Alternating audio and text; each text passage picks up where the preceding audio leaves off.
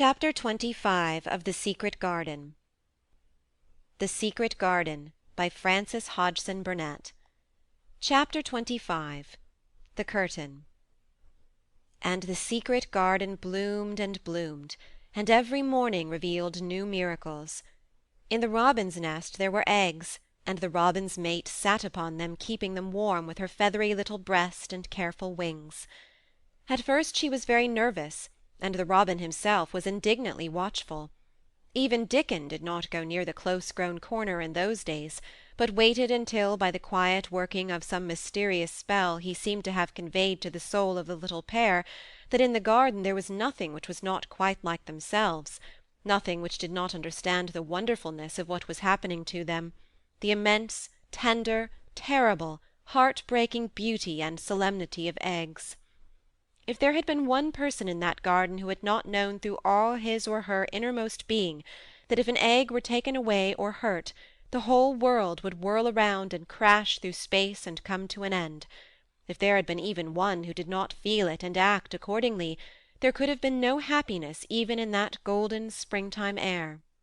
But they all knew it and felt it, and the robin and his mate knew they knew it.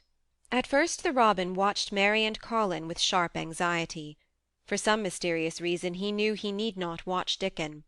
The first moment he set his dew-bright black eye on Dickon he knew he was not a stranger, but a sort of robin without beak or feathers. He could speak robin, which is a quite distinct language not to be mistaken for any other. To speak robin to a robin is like speaking French to a Frenchman. Dickon always spoke it to the robin himself, so the queer gibberish he used when he spoke to humans did not matter in the least. The robin thought he spoke this gibberish to them because they were not intelligent enough to understand feathered speech.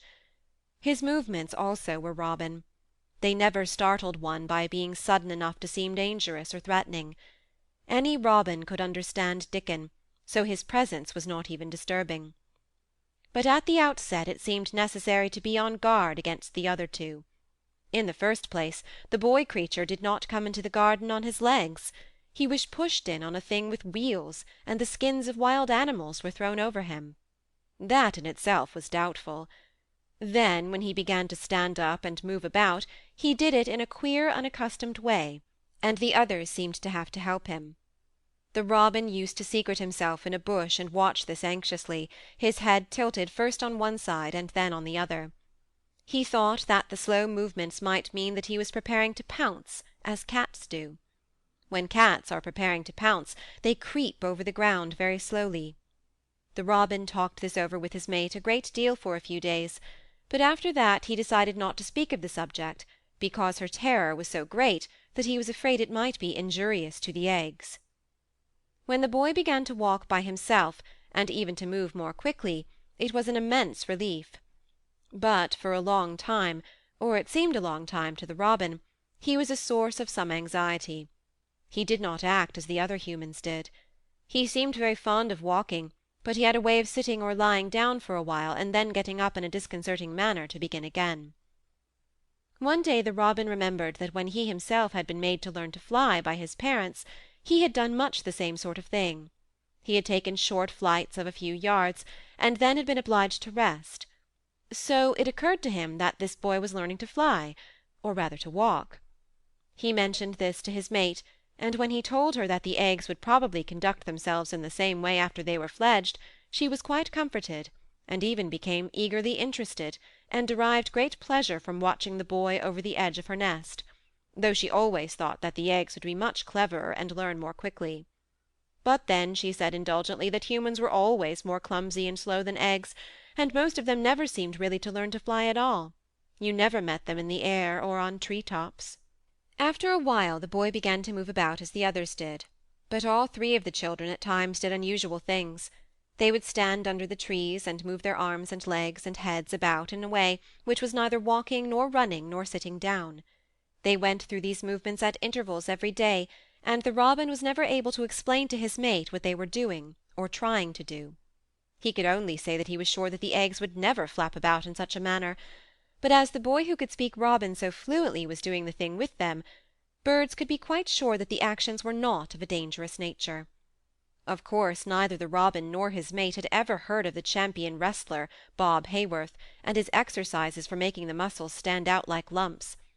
Robins are not like human beings; their muscles are always exercised from the first, and so they develop themselves in a natural manner. If you have to fly about to find every meal you eat, your muscles do not become atrophied. Atrophied means wasted away through want of use. When the boy was walking and running about and digging and weeding like the others, the nest in the corner was brooded over by a great peace and content. Fears for the eggs became things of the past. Knowing that your eggs were safe as if they were locked in a bank vault, and the fact that you could watch so many curious things going on, made setting a most entertaining occupation. On wet days the eggs' mother sometimes felt even a little dull because the children did not come into the garden. But on wet days it could not be said that Mary and Colin were dull.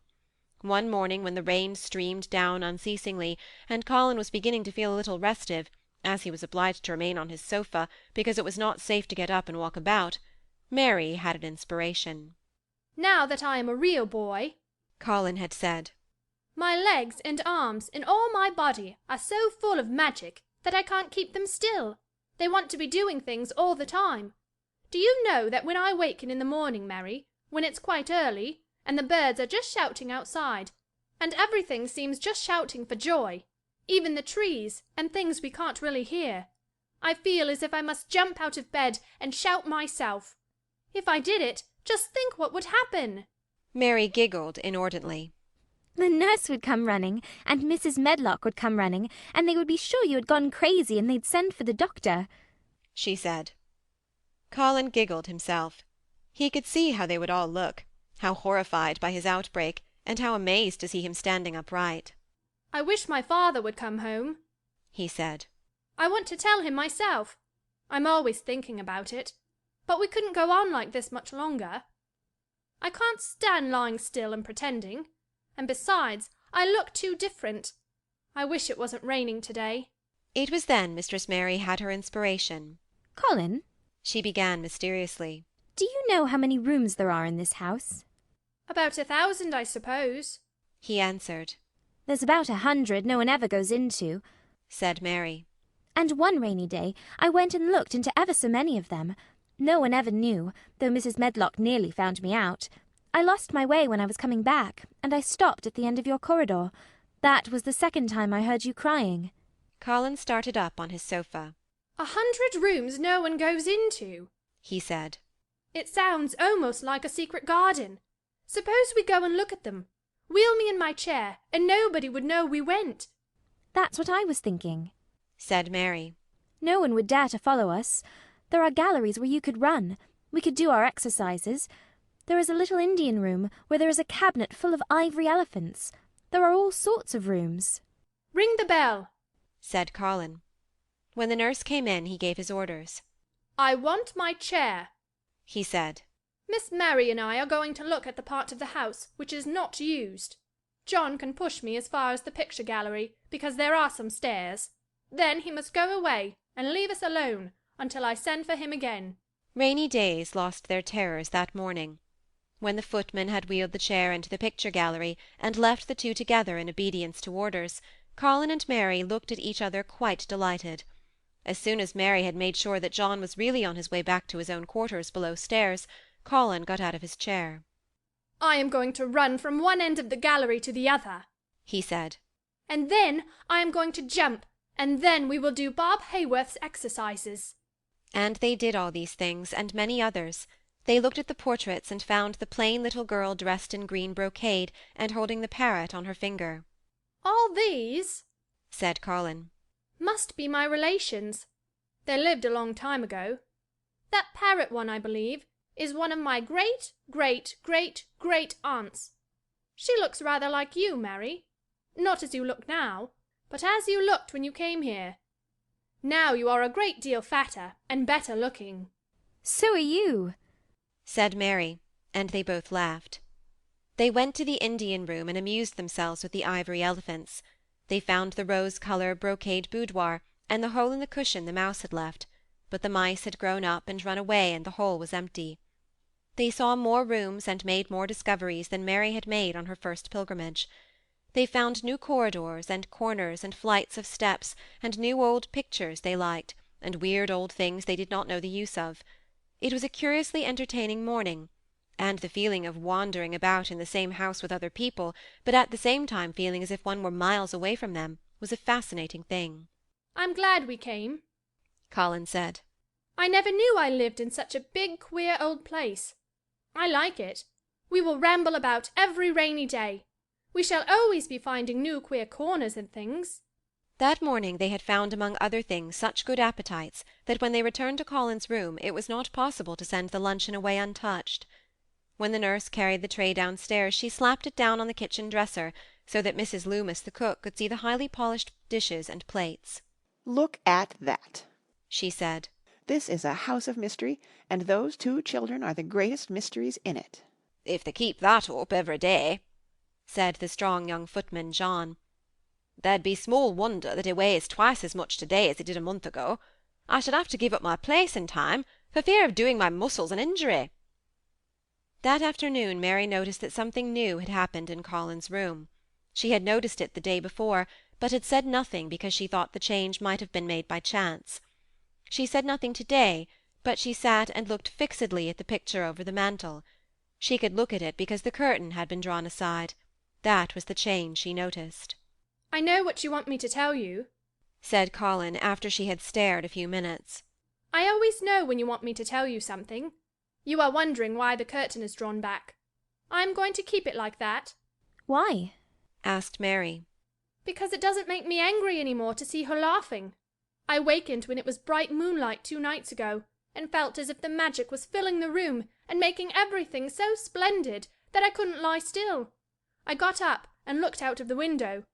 The room was quite light, and there was a patch of moonlight on the curtain, and somehow that made me go and pull the cord. She looked right down at me, as if she were laughing, because she was glad I was standing there.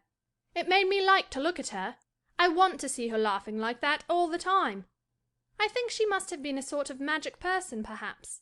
You are so like her now, said Mary, that sometimes I think perhaps you are her ghost made into a boy. That idea seemed to impress Colin.